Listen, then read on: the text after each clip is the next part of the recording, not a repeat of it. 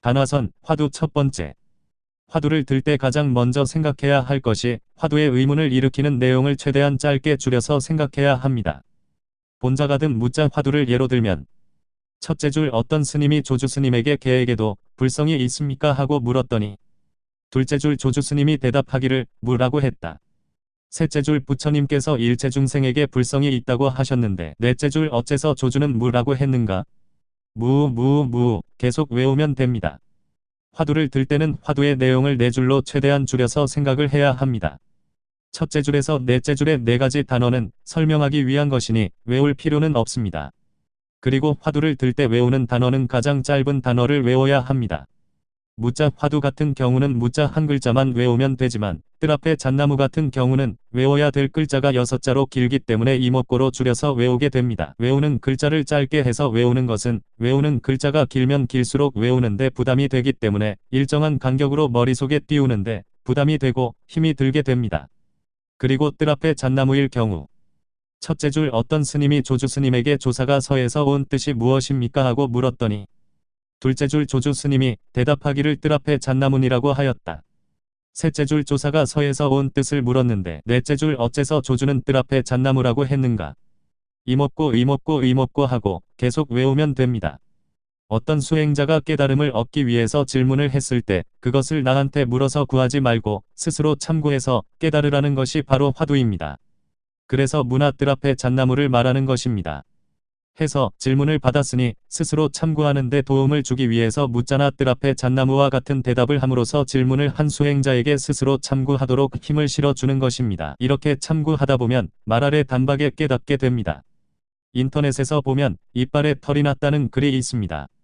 이 글을 읽고 나서 그냥 있을 수가 없어서 한마디 적습니다. 어느 분의 말인지 알 수는 없으나 털이 났다는 말을 했다는 것 자체가 화두가 무엇인지 이해를 못했다는 것이 됩니다. 화두가 무엇인지 안다면 할 수 없는 말입니다. 화두가 무엇인지 안다면 털이 났다는 말은 빼고 이빨이라는 말만 했어야 합니다. 이빨이다 라고만 대답했어야 하는 것입니다. 예를 들자면 일본에서 어느 학자가 화두에 토를 달아 자기 나름의 결과를 기록을 하여 화두 수행자들이 우려를 한 일이 있는데 이러한 경우와 같습니다. 그리고 어떤 스님이 화두는 이해다 라고 말했다고 합니다. 이 또한 화두를 이해하지 못한 사람입니다. 화두를 이해한 수행자라면 화두를 이해한 그 이후의 일을 잘 알 것입니다. 그리고 화두를 들 때 의심이라는 단어를 사용하는데 의심이라는 단어와 의문이라는 단어를 구분해서 사용해야 합니다. 우리가 일반적으로 사용하는 의심이라는 단어는 믿지 않겠다는 뜻으로 흔하게 사용을 합니다. 사전적 의미의 의심은 믿지 못하거나 확실히 알 수 없어서 의아하게 여김이고 의문은 잘 알지 못하여 궁금한 데가 있다로 약간의 의미의 차이가 있습니다. 해서 의심이라는 단어를 쓰지 말고 의문이라는 단어를 쓰는 것이 좋습니다. 그리고 불교 용어인 의정이라는 단어를 사용해도 좋습니다. 화두를 드는 데는 조건이 있습니다. 첫째는 출가를 해야 하고 둘째는 백수여야 합니다. 백수일 때는 옆에서 달달 볶는 사람이 없어야 합니다. 달달 볶는다는 것은 대충 이해하실 겁니다.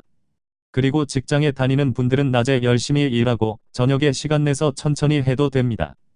한 가지 더 말하자면 화두에 대한 의문이 일어났을 때 그 의문을 챙기지 못해서 결과를 이루지 못했다 하더라도 그 의문이 없어지는 것은 아닙니다.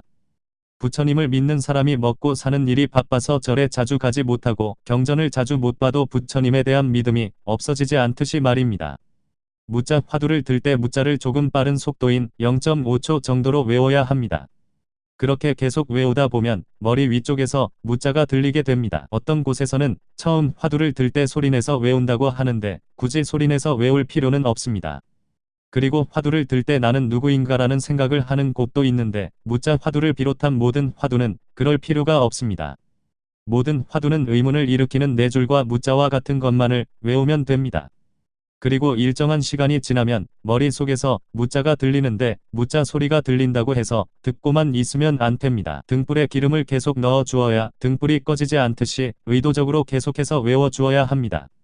처음 화두를 들 때는 의문이 제대로 갖추어지지 않은 까닭의 의문을 일으키는 네 줄을 생각하면서 무자를 외워야 되지만 시간이 지나면서 의문을 일으키는 네 줄을 생각하는 시간은 줄어들고 무자를 외우는 시간이 많아지게 됩니다.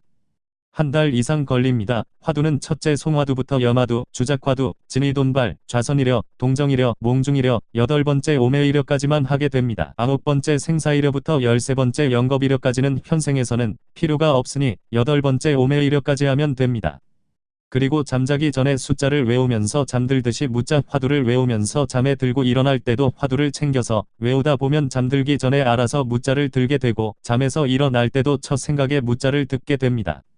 그리고 계속 화두를 이어가다가 잠에서 일어나 가만히 꿈속을 생각해 보면 무자를 꿈속에서도 듣고 있었음을 기억하게 됩니다. 또한 평상시에 다른 사람과 대화할 때나 경전이나 조사어록을 볼 때도 화두가 들린다고 하는데 본자는 그 전에 일이 끝나서 해보진 않았습니다.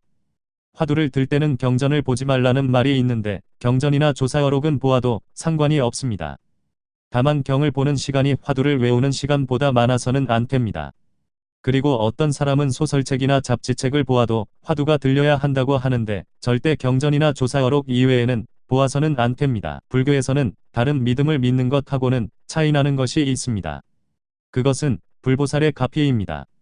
그리고 다른 사람들과 교류 없이 혼자 있는 경우가 있을 수 있습니다. 이 글을 적고 있는 본자도 그렇습니다. 그럴 때는 불교 방송에서 하는 고승열전을 들어도 상관이 없습니다. 요즘은 유튜브에 고승열전을 올려놓은 것이 있는데 그것을 듣고 싶을 때 들어도 괜찮습니다. 그리고 유튜브에서 출가하지 않은 분들이 견성이나 화두에 대해서 설명한 것이 많이 있는데 출가하지 않은 사람들이 올려놓은 동영상은 웬만하면 듣지 않아도 됩니다. 본자는 화두를 들다가 화두를 지웠는데 화두가 들릴 때마다 경전에 집중한다거나 조사어록에 집중하면서 화두를 들지 않으니 그것도 일정 시간이 지나니 화두가 들리지 않게 됩니다. 여러분들은 이것을 읽는 것만으로도 충분하니 화두를 없애지 말기 바랍니다. 화두를 없앤 뒤에 다시 화두를 들려고 하니 목적의식이 사라져서 화두를 다시 들기가 어렵습니다. 화두 수행에 필요한 조사 어록, 첫째 성가기감, 둘째 몽산법어 무자 화두 수행 시 필수, 셋째 도노입 도요문론, 넷째 벽암록 화두, 다섯째 육조단경, 여섯째 선입문 청담 스님, 화두 13단계, 화두 13단계, 1단계, 송화두, 2단계, 염화두, 3단계, 주작화두, 4단계, 진의돈발, 5단계, 좌선이려, 6단계, 동정이려, 7단계, 몽중이려, 8단계, 오매이려, 9단계, 생사이려, 10단계, 입퇴이려, 11단계, 주퇴이려, 12단계, 출퇴이려, 13단계, 영겁이려. 간화선, 화두 두 번째. 견성에 대해서 알아보겠습니다. 견성하면 찰나 견성을 말하곤 합니다. 육조대사도 찰나의 자성을 보았다고 하고 부처님께서도 경행을 하다가 무릎을 올렸다 내리는 짧은 순간에 깨닫는다고 하셨습니다. 이러한 찰나가 의미하는 것은 성품이 드러나는 시작을 가리키는 것이지 성품의 전체를 말하는 것은 아닙니다. 유튜브를 보면 찰나라는 단어를 쓰면 견성인 줄 아는 것과 1초간 생각이 멈추면 그것이 견성인 줄 아는 경우가 있는데 찰나의 짧은 순간이 견성이면 이 세상 모든 사람과 갓 태어난 갓난아이도 견성을 한 견성인이 될 것입니다. 바르게 깨닫고자 하는 사람들은 이러한 세간의 찰나 견성에 속지 마시기 바랍니다. 성품은 찰나간에 드러나서 쭉 유지되다가 찰나간에 끝납니다. 그리고 찰나간에 끝났을 때 이것을 쫓겨났다고 본자는 말합니다. 이유는 그곳에 너무 오래 있으면 안 되기 때문입니다. 드러누워서 마음 집중을 하면 안 되는 줄 아는 사람도 있는데 마음 집중은 앉거나 서거나 눕거나 취한 자세 때문에 안 되는 것이 아니고 역으로 어떠한 자세를 취했기 때문에 깨닫는 것도 아닙니다. 몸의 자세는 몸 상태가 앉을 수 없으면 누워서 할 수도 있는 것입니다. 신신명에서 지극한 도는 어렵지 않다. 다만 간택을 하지 않으면 된다고 하였습니다. 언뜻 들으면 쉬운 것 같지만 어려운 조건을 내세운 것입니다. 간택을 않는다는 것은 살아있는 사람으로선 어려운 일입니다. 심하게 말해서 죽어야 끝나게 됩니다. 쉽다는 말에 너무 현혹되지 말아야 할 것입니다. 견성은 3계에서 가장 어려운 일입니다. 그리고 한국에서도 견성은 세수하다 코 만지는 것보다 쉽다고 말하신 스님이 있습니다. 만공 스님이죠. 견성이 세수하다 코 만지는 것보다 쉬운 건 사실입니다. 왜냐고요? 세상에 세수하다 코 만지는 사람이 어디 있겠습니까? 그런 말을 들어야 한번 만져보지 세수하다 코 만지는 사람이 어디 있겠습니까? 쉽다는 말에 너무 현혹되지 마시고 3계에서 가장 어려운 일이라고 해도 묵묵히 나아간다면 한 소식 하게 될 것입니다. 그리고 몇 년간 화두를 들었는데도 소식이 없으면 3, 7일 동안 21일이죠. 깨끗한 제단을 만들고 부처님들께 참회를 해서 업장을 녹인 후에 다시 닦으라고 석가모니 부처님께서 말씀하셨습니다. 한 소식 할 때까지 계속 반복해서 해야 합니다. 본자의 경험을 적어보도록 하겠습니다. 예전에 무자 화두를 들면서 아침에 고승열전을 듣곤 했었는데 그때 표봉 대선사를 듣고 있던 중에 내용이 어느 스님이 교종에서는 고기 잡는 그물 만드는 좋은 방법을 가르쳐 준다고 했는데 표봉 스님께서는 우리 선종에서는 바닷물을 통째로 들어 마신다네 라는 말씀 끝에 각이 드러났습니다. 이제부터 청기누설에 들어가겠습니다. 요즘 보면 청기누설을 안 해도 부작용이 생기고 청기누설을 해도 부작용이 생길 것을 알지만은 지금까지는 청기누설이 없는 상태로 이어져 왔으니 지금 2019년 3월 25일부터는 청기누설이 된 상태로 가겠습니다. 이런 내용에 대해서 몇 가지 일어나는 작용을 적어보면 그때 당시에 허리가 안 좋아서 누워서 호흡을 관하고 있었는데 바닷물을 통째로 들어 마신다네 라는 말 끝에 각이 드러나서 처음엔 성가기감에 있는 몸뚱이째 들어갈 날이 있으리라고 한 작용이 생깁니다. 찰나간에 자기 몸뚱이 전체가 숙하는 느낌으로 통째로 자기 몸 가운데로 빨려 들어갑니다. 몸뚱이가 빨려 들어가는 곳은 명치쯤 한 10cm 정도의 구멍이 뚫린 느낌이 있습니다. 그 다음으로 몸이 일어나면서 정수리에 가벼운 충격을 받는 느낌이 있고 벌떡 일어난 후에는 최상의 즐거움이 드러납니다. 그 다음은 반드시 큰 소리를 내며 웃게 됩니다. 이 경우는 경허스님과 효봉스님에서 나오는 내용과 비슷합니다. 경허스님께서는 동자승이 코구멍 없는 소가 무엇이냐는 물음을 듣고 각이 드러나 문을 열고 밖으로 나와 크게 웃으셨는데 동자승이 그것을 보고 조실스님께 달려가 강주스님이 미친 것 같다고 하였는데 옆에서 보면 그렇게 느껴지는 것이 당연합니다. 산매에 들어있는 상태에서 크게 웃는다고 보면 됩니다. 본자의 일로 돌아와서 그때 당시 본자는 집에 있었기에 속으로 크게 웃는 가운데 소리내서 크게 웃을 것인지 속으로 웃을 것인지를 생각하게 되었는데 밖으로 크게 웃으면 잠자는 가족들이 깰까봐 속으로 웃는 걸로 결정을 하였습니다. 그리고 웃는 것도 일정 시간이 지나면 멈춰지고 최상의 즐거움이 흐르다가 언제 이런 즐거움을 느꼈던 적이 있었던가 생각하게 됩니다. 그때 당시 담배를 끊지 않은 상태여서 스스로 담배를 피우고 물론 담배 맛은 못 느낍니다. 담배 불을 끄고 나서도 한참 동안 최상의 즐거움이 계속 흐르다가 찰나간에 최상의 즐거움이 끊어졌습니다. 끊어졌을 때를 본자는 쫓겨났다고 표현을 합니다. 이유는 각이 드러난 상태를 기억하면 충분하기에 그렇습니다. 그곳에 오래 머물 필요는 없습니다. 담배를 피우는 시간이 대략 30초 정도 걸린다고 합니다. 각이 드러난 상태에서 담배를 피운 시간을 20초 정도 잡는다면 담배 피우기 전에 20초 정도와 담배를 피운 시간 20초 그리고 담배를 끄고 난 후에 20초 해서 최소 60초 정도 지속이 된 걸로 계산이 됩니다. 각이 드러나는 것은 30초 정도면 충분하다고 봅니다. 그리고 각의 상태가 끊어지고 첫 생각은 아쉬움이 일어납니다. 다음으로 영원히 머물고자 하는 생각이 일어납니다. 최상의 즐거움은 사바세계인 이 세상의 어떠한 즐거움과도 비교가 되지 않기 때문입니다. 해서 영원히 그곳에 머물고 싶은 생각이 일어납니다. 최상의 즐거움과 정반대의 작용이 있습니다.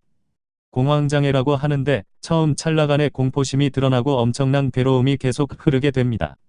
지하철 기관사에게서 생기는데 대략 20분에서 30분간 지속이 된다고 합니다. 본자는 VDT 증후군에 걸려서 2번 겪어봤습니다. 성품의 최상의 즐거움과 공황장애의 큰 괴로움은 정반대의 상태라고 보면 됩니다. 참고사항입니다. 후에 첫 생각은 아쉬움이지만 영원히 머물고자 하는 최상의 즐거움을 어찌 있겠는가. 성품이 드러난 것을 기억을 해야 합니다. 기억을 못한다면 아무것도 한 것이 없는 것입니다. 말 아래 단박에 깨닫는 인연을 만나기 바랍니다. 참고로 최상의 즐거움이 드러나면 화두는 들리지 않습니다. 그리고 말 아래 단박에 깨닫는 내용은 2번, 3번, 재탕, 3탕 되지 않습니다. 단 한 번만 각이 드러납니다. 예를 들면 첫째 면목 없다. 둘째 서산대사의 달구름 소리. 셋째 대나무 숲에서 나는 딱 소리. 넷째 경허스님의 콧구멍 없는 소. 다섯째 본자의 바닷물을 통째로 들어 마신다네. 본자는 화두를 든 지 한 3개월 걸린 것 같습니다. 집에서 하다 보니 날짜를 정확히 세질 못했습니다. 그리고 5초에서 10초 사이에 짧은 각이 대여섯 번 일어났는데 즐거움만 잠시 일어나고 다른 기억은 없습니다.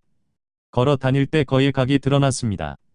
화두 13단계 1. 송화두 2. 염화두 3. 주작화두 4. 진의 돈발 5. 자선이력.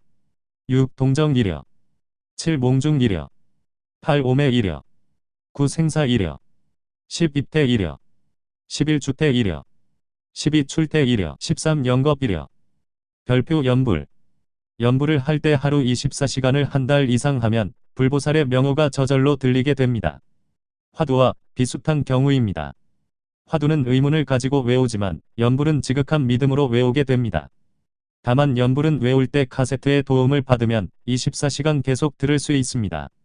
잠자기 전에 볼륨을 몇 번 조정을 하면 소리를 적당히 맞출 수 있습니다. 그리고 연불은 USB에 저장을 해서 들으면 됩니다. 별표 참나의 삶. 사람들의 행에는 여러 부류가 있습니다. 첫째, 물속에서 영원히 안 나오는 부류가 있습니다. 일천재라고 합니다.